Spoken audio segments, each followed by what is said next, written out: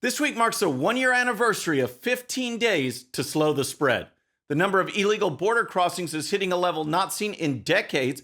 Plus, a Michigan court rules against the Democrat Secretary of State in a case involving the 2020 election.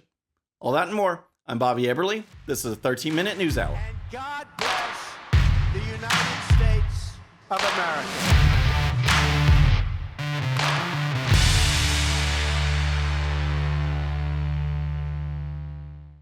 All right, friends, welcome to the show. Happy Wednesday. I hope you're having a great week. If you're new to the show, thank you so much for tuning in.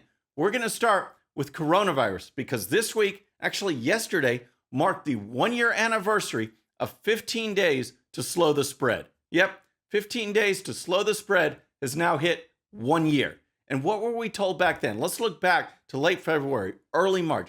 Data was coming in. We're starting to hear warnings. We have a lot of data available from other countries that got hit hard earlier than the United States. And what did we learn? Well, we learned that the virus has a 99.9% survival rate. We learned that 80 to 85% of those who get it have little to no symptoms. And we learned that over 99% of those who succumb to the virus had not one, not two, but an average of 2.4 underlying conditions. Those were the facts we knew early on. Those are the facts we know today. But in mid-March, we were told that the virus was highly contagious, and the plan was what we want to do is slow the spread. We were told that the goal is not to stop the spread, meaning stop people from getting it, but rather stop people from getting it too quickly such that hospitals are overrun. So, on March 16th, 2020, we learned we were given 15 days to slow the spread, or 15 days to flatten the curve. Now, Jim Garrity over at National Review has an excellent piece on this one-year anniversary, and here's part of the report. If 2 weeks to flatten the curve wasn't a deliberate lie, it wasn't exactly the most honest and realistic assessment either.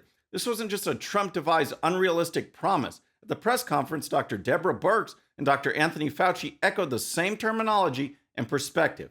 Dr. Birx said, if everybody in America does what we ask for over the next 15 days, we will see a dramatic difference, and we won't have to worry about the ventilators. We won't have to worry about the ICU beds because we won't have our elderly and our people at the greatest risk having to be hospitalized. Dr. Fauci added, the guidelines are a 15-day trial guideline to be reconsidering. It isn't that these guidelines are now going to be in effect until July. What the president was saying is that the trajectory of the outbreak may go until then. Make sure we don't think that these are solid in stone until July. So, what Dr. Fauci is saying is that the trajectory might be going up, but this 15 days to flatten the curve, that'll do the trick. Don't worry about it. It's not like we're going to be locked down until July. Well, then, after that, Dr. Fauci adds this. So what we're going to see, and that's we got to brace ourselves, in the next several days to a week or so, we're going to continue to see things go up. We cannot be discouraged by that, because the mitigation is actually working and will work. So what we're doing is working and will work. But then Dr. Fauci says, you know what? Let's go ahead and do it for another 30 days. Now, the 15 days that we had of mitigation clearly have had an effect, although it's tough to quantitate it because of those two opposing forces.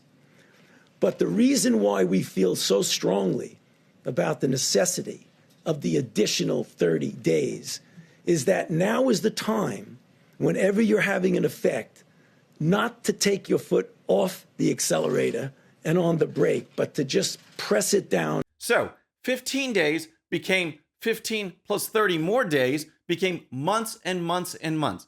And what happened in the meantime? The virus spread no matter what. We had an elderly and vulnerable population that we could have focused on. Instead, everyone was locked down, which made no sense. And what was the result? The economy was ruined.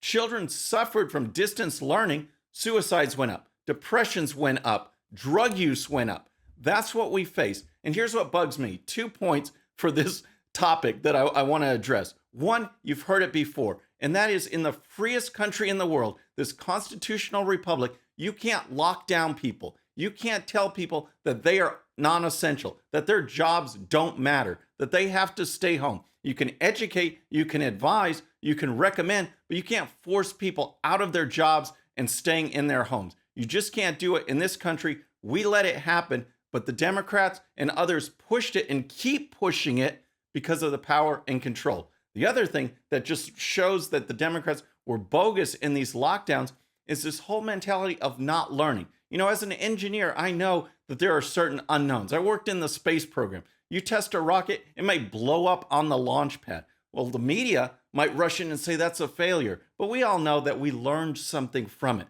The next time the rocket goes higher, it may blow up again, but you learn each time. Here, you don't repeat the same things. That's the point. But in here, you have these lockdowns. They do it for 15 days. What do they say? Let's continue that for another 30 days. Let's continue that for months and months. Now you have some states with schools and other restaurants that are still locked down. They don't learn. They do the same thing over and over and over again, which shows that the Democrats do not care about following the science. It's all about the lockdowns. It's all about power and control. And that's our 1-year anniversary of 15 days to slow the spread. So next, let's talk about what's going on with Joe Biden at the border. But first, if you're new to the show or haven't subscribed yet, please subscribe. And when you do, please hit that bell so you'll be notified. We're making our push for 150,000 subscribers, and we can do it with your help. All right, Joe Biden and the border, because it is absolutely going crazy, folks. There is a border crisis going on. They're shipping kids to convention centers around the country. It is absolutely outrageous. And the Biden administration can't even acknowledge that it's a crisis. You know, it's more like a challenge. At this point, is this a crisis at the border? Look, I don't think we need to sit here and put new labels on what we have already conveyed is challenging. What we have conveyed is a top priority for the president. Well, call it a challenge or a top priority or whatever you want to call it. Here is the fact. There's a surge at the border from these unaccompanied minors. Plus, illegal border crossings are skyrocketing. They are rising dramatically to levels not seen in decades. And here's the story. The number of illegal immigrants trying to jump the border is on pace for the highest rate in 2 decades, Homeland Security Secretary Alejandro Mayorkas said Tuesday, delivering a sobering account just a day before he is to face Congress. He placed blame for the situation on Mexico's lessening cooperation, on the conditions in other countries, on the coronavirus, and on the Trump administration, but did not mention President Biden's changes, which many migrants themselves are citing as their reason for coming now. In particular, Mr. Mayorkas said Trump left no plans for protecting Border Patrol agents and others on the front lines from the coronavirus. Wow, absolutely unreal. So our DHS Secretary Mayorkas gives this laundry list of excuses, including, of course, blaming former President Trump, but doesn't mention Joe Biden's policies at all. Joe Biden, through his actions, has brought back catch and release. He halted border wall construction. He halted deportations, remain in Mexico policy. He ended that. And make no mistake, the word has spread.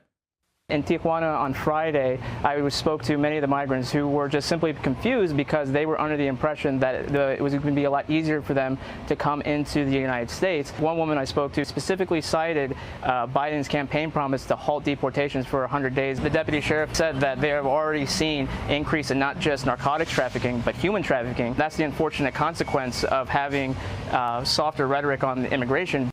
It is an absolute mess at the border. You have all of this going on, this surge, and then there's the issue of letting people in who are positive for COVID-19. And here's more. Mayorkas acknowledged the government is not doing COVID-19 testing, but said it is offering to cover costs if local officials and service providers will test. Yet some communities lack the capacity to test, much less to quarantine those who do test positive. COVID positive rates run as high as 25% among some groups of migrants. Local officials who can't quarantine say those migrants are getting on buses along with the general public and disappearing into the country's interior. What a mess. What an absolute mess. If you try to fly to America from a foreign country to enter legally, you have to be COVID free. You have to have a COVID test. Here you come illegally, we'll just let you into the country with overwhelming rates of positivity for COVID-19. Just get on this bus with Americans, head on into America. It's no problem. That is the border policy, the immigration policy under Joe Biden. So next, let's talk about what's going on in Michigan, because a court ruled, and this is what I've been waiting for, a court ruled against the Democrat Secretary of State saying, guess what? She violated the law by changing election rules in the 2020 election. This is what we need to focus on, folks, in some of these states. We need these cases to go up to the Supreme Court. Now, the Supreme Court unfortunately punted. We need to keep that as an issue. But in this case, the judge ruled that guess what? You can't, as a Democrat Secretary of State, go changing the rules on your own. And here's the story. A Michigan judge ruled that Secretary of State Jocelyn Benson, a Democrat, broke state law when she unilaterally issued rules related to absentee balloting, legitimizing a key claim made by the Trump campaign in its legal challenges to the 2020 election. Benson issued several unilateral orders during the 2020 election, including sending absentee ballot applications to all registered voters. She also issued guidance on how to evaluate absentee ballots, a move Michigan Court of Claims Chief Judge Christopher Murray held violated the state's Administrative Procedures Act. So, what this ruling means is that the Secretary of State, regardless of being Democrat or Republican, can't change the election laws on his or her own. Can't do it. It's unconstitutional. The Constitution states that election laws are set by the state legislatures. Those are who? Not a governor, not a Secretary of State. The legislatures make the changes. That's what's going on. And this applies, you can see this in Georgia, in Pennsylvania, Wisconsin as well. That's why these cases needed to be taken up by the Supreme Court, which punted. But this is the cases. This is where we make our claim. And here's more. In her guidance, Benson said slight similarities in signatures on absentee ballots should lead a counter to decide in favor of finding that the voter's signature was valid. Murray ruled Benson violated the law because the guidance issued by the Secretary of State on October 6, 2020, with respect to signature matching standards, was issued in violation of the Administrative Procedures Act. If she wants to make changes like these, she needs to work with the legislature or properly promulgate them through the laws we have on the books. In this case, the Administrative Procedures Act. Michigan State Rep. Matt Hall, a Republican, said in a statement. So, great comment by Matt Hall. And again, the Supreme Court needs to look at these cases, not punt them down the road. Otherwise, nothing will get done. We see in this case, the Secretary of State, whether it's in Michigan, Georgia, or other places, can't act on their own. They can't do it, folks. It's unconstitutional. So, good result here. Hopefully, there'll be more. So next, let's talk about what's going on at Columbia University. Because if you held out hope that we could come together as the great American melting pot, that we could judge people on merit rather than race, think again. Because as long as the leftists are in control, they don't want any part of that. They don't want unity. They don't want people to come together. They want to divide. And the biggest thing, the best thing they look at is dividing on race or ethnicity or some other characteristic where we can divide people rather than just coming together. At Columbia this time around, they're going to have separate graduations based on race, income level, sexual orientation. And here's the story. Columbia University will hold 6 graduation ceremonies that are divided by race and socioeconomic status alongside general commencement. Complementing our school and university-wide ceremonies, these events provide a more intimate setting for students and guests to gather, incorporate meaningful cultural traditions, and celebrate the specific contributions and achievements of their communities, the university said. Oh my gosh, is it too much to ask, too much to think that one student body can come together in one graduation ceremony? Is that too much? This is America. How about we all come together? But nope, not at Columbia. And here are the 6 graduations. The school is offering a native graduation, a lavender graduation, which is designated for the LGBTQ plus community, an Asian graduation, an FLI graduation, which is for first generation and or low income community, a Latin X graduation, and a Black graduation. Oh my gosh, this is absolutely unreal, folks. Why have a Black graduation or an Asian graduation or one based on sexual orientation? What does that have to do with getting a degree in business or accounting or engineering or history? Absolutely nothing. Those people sitting together should be bound together by the degree that they're seeking, by the university they're attending, not by race or ethnicity or sexual orientation. It's more pushed by this woke left, and all it does is divide the country. Folks, that's our show for today. I hope you enjoyed it. Please subscribe, and when you do, please hit that bell so you'll be notified, and we'll see you next time.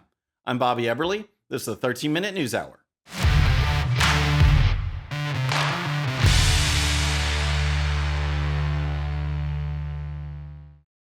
Okay, friends, thanks so much for watching. And before you go, please hit that subscribe button, hit that bell so you'll be notified. And here's a special video just for you so you can watch even more of the 13-Minute News Hour. And don't forget to check out GOPUSA.com for the best in conservative news and commentary. We'll see you next time.